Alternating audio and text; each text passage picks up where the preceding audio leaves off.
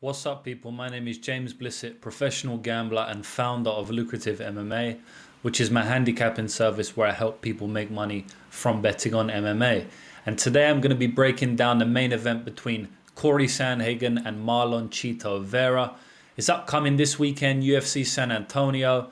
Every single week on my YouTube channel, I do a breakdown for the upcoming UFC main event, the Bellator main event, whatever big main event we have happening that weekend. I break it down, I give you my pick and prediction on who I think is going to win the fight, and I touch on the betting odds to see if we can make any money. Like I always say, I love gambling. I love watching MMA. There's only one thing I like doing more than watching MMA. It's making money while watching MMA. So that's what we're going to try and do in this video. I also do full card breakdowns for every single UFC event I can be bothered for. And on top of that, I put out tons of free content on my YouTube channel, helping you become a better gambler, not only in MMA, but in any sport.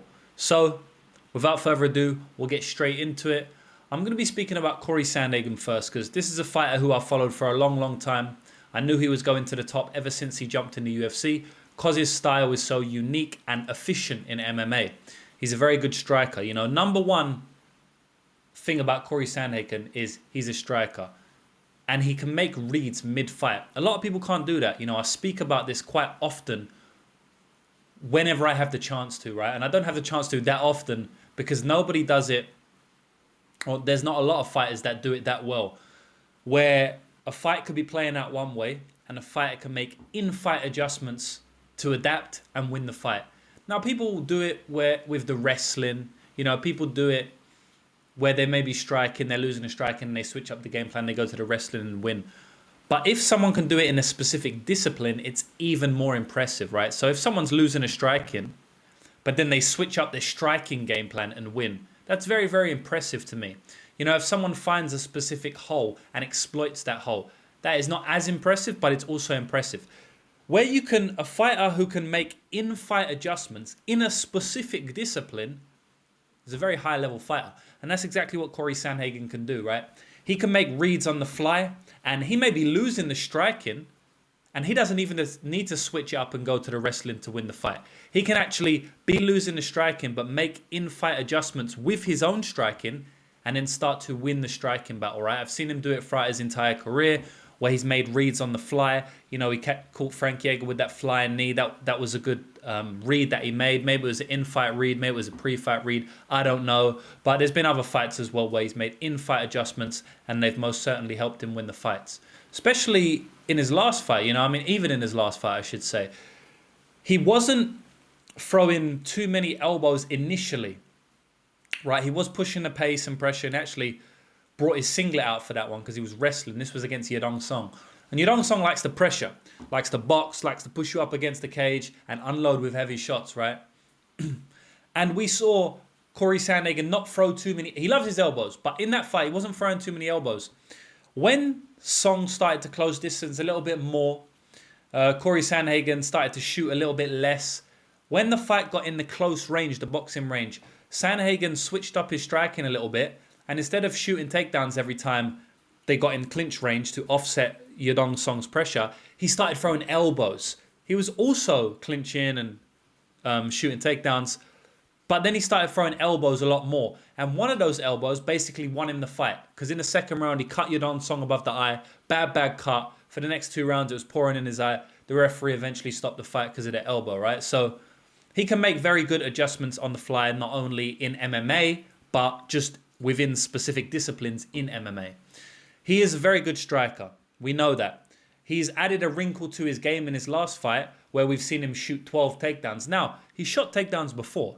In that Peter Yan fight, he shot 6 takedowns. So it's not like this guy never wrestles. You know, he wrestles in a lot of fights. But in his last fight, he wrestled way more than he's ever wrestled. He shot 14 takedowns against Yadong Song. Now, he only got 1 takedown, but just shooting 14 takedowns was a new wrinkle. We know that he's got insane cardio, which we knew anyway, but now it's just reassured us that he's got insane cardio, not only when he's striking, which he likes to do, but also when he's grappling. You know, to shoot 14 takedowns and look fresh as a daisy is not easy. I don't even care if it's the bantamweight division or the lower weight class. It's not easy to do that. So, he's showing us something new every time he goes out, is Cory Sandhagen. And he definitely showed it in his last fight against Yadong Song. It was a close fight though, man. Yadong Song was landing some heavy shots. He actually won the third round, Yadong Song, after losing the first two, unanimously on the judges' scorecards. I think 2 out of 3 judges gave him the third round, and one gave it to Sandhagen off the top of my memory, off the top of my head. But he's got great cardio. Yadong Song was pressuring him in that fight, and he was able to offset the pressure with some good game planning, right, and some good in-fight adjustments. On the other hand, we've got Marlon Vera. Let's speak about Marlon Vera for a while. This guy is an out-and-out finisher. I think out of his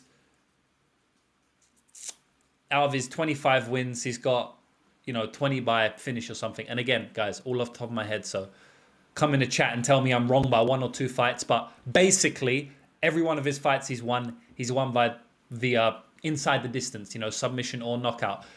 The recent fight he didn't win inside the distance was the fight against Rob Font. And they basically finished Rob Font about 4 or 5 times in that fight, but was too patient, didn't follow up enough. And Rob Font's obviously a tough cookie, right? He gets dropped badly, but he's a very tough guy. So that fight did go to decision. But on another day, Vera finishes him, you know what I mean? Quite often, I would say as well. So the guy's a finisher, man. Out and out finisher. And if he doesn't finish you, oftentimes he loses, man. He's lost via decision multiple times. Actually never been stopped in his career. The only time he has been beat is by decision. He got beat by Yadong Song, which was a very close fight. Got beat by Jose Aldo, to where he came back and won I think he won the first or second round, but Aldo, absolute veteran, ended up taking his back in the third round and kind of just winning the fight that way. But the only time he loses is via decision, and the only time he wins is via knockout, basically.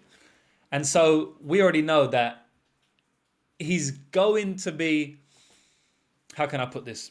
I'm never going to say he's finish or bust, because he's such an elite fighter. He can obviously win a decision. He has before. But the way he wins fights is highly predicated on finishing his opponent. If he doesn't finish his opponent, oftentimes he is in trouble. I'll put it that way. Does he need a finish in every single fight? No. Does he need a finish in this fight against Cory Sandhagen? No. Does he need big moments? Yes. Now, the reason for that is because if we look at the statistics, and as I always say in my videos, and I try to educate by saying there's 3 different ways of capping a fight. You look at the stylistics, the statistics, and the intangibles, right? And when we speak about the statistics, it's like age, height, reach, significant strikes landed per minute, absorbed per minute, takedown accuracy, all of that stuff. Now, Marlon Vera is probably the best fighter with a negative strike ratio. What that means is, if you look at his UFC stats, and he's been in the UFC many, many years now, many fights in the UFC, so we have a long sample size, a big sample size. If you look at his stats, he actually lands less strikes than he absorbs per minute, right? So fighters are hitting him more than he's hitting them, which is very rare to see at the top level of fighting. And that's where Cheeto is. This is a top level fight, right? Whoever wins this fight is arguably next, if not the fight after, for a bantamweight title shot, right? So he's at the upper echelon of the division, and it's very rare you see a fighter absorbing more strikes than they give out. But that just goes back to what I was saying about Cheeto being an out-and-out finisher. It doesn't matter if he absorbs strikes. You can hit him as many times as you want.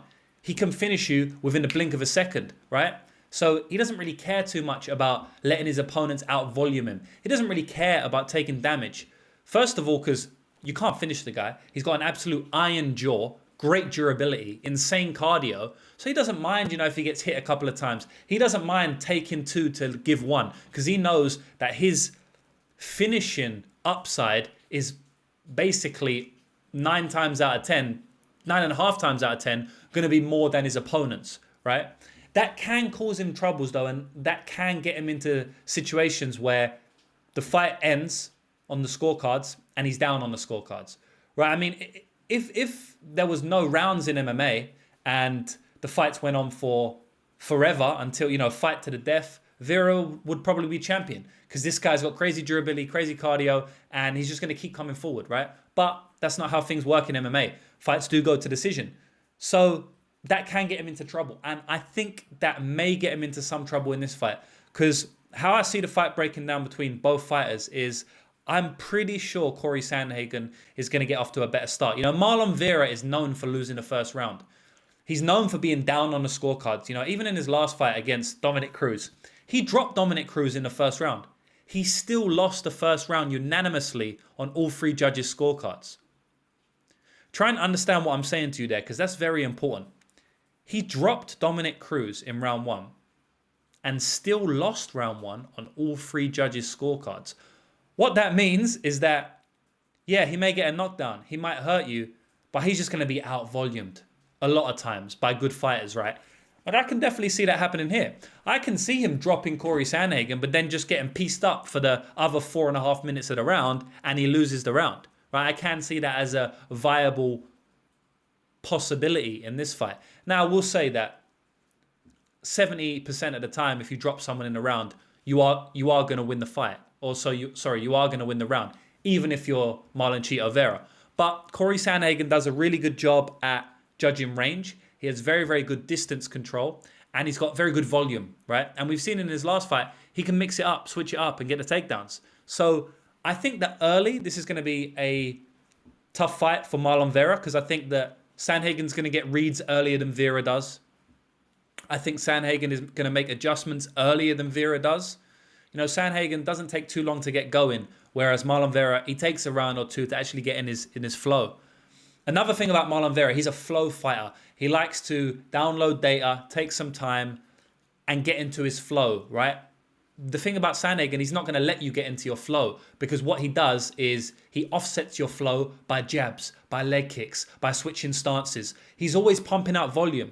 If a fighter is like a flow fighter, a pressure fighter, someone who likes to walk forward, make reads, throw heavy shots, someone who grows into the fight, not only by the rounds ticking down, but also by them walking forward and pressuring you, literally growing into the fight as they walk forward, right?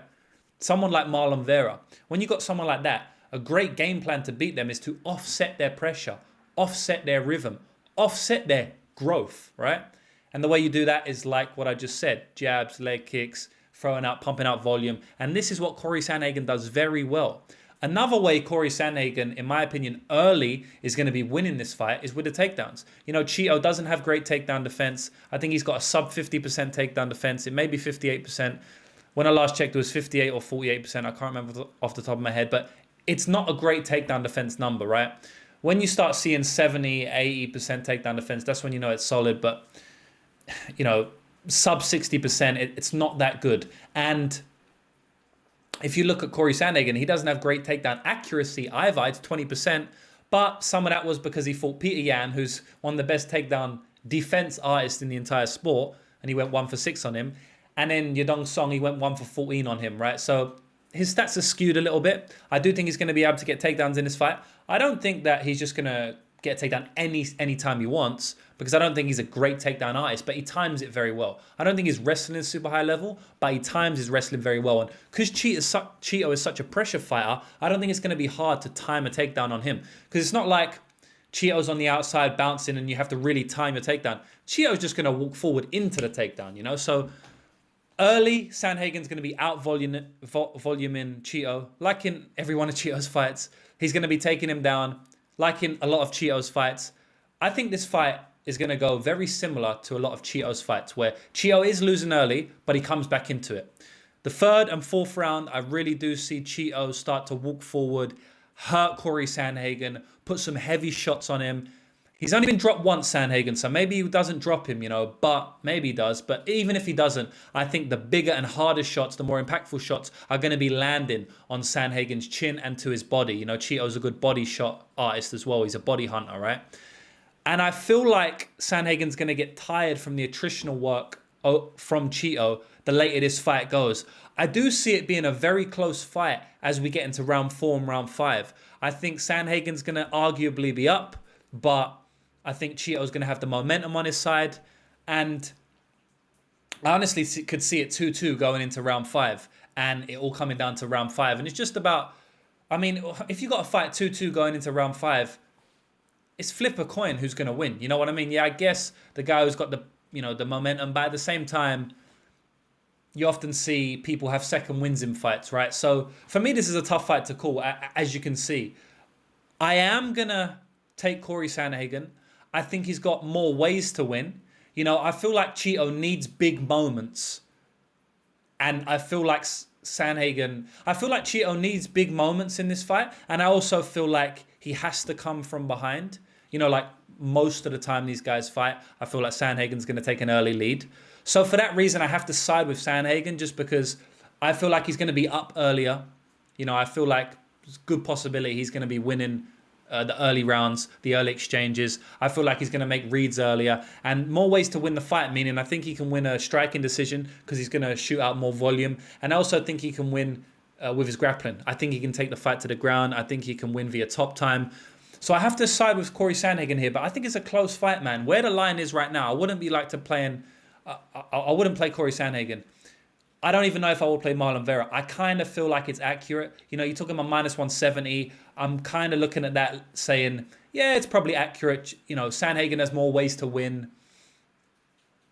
So for now, I'm not going to be betting any money line. We'll see where the money goes. Maybe I take a shot on Marlon Vera if the money keeps on coming in on Cory Sandhagen.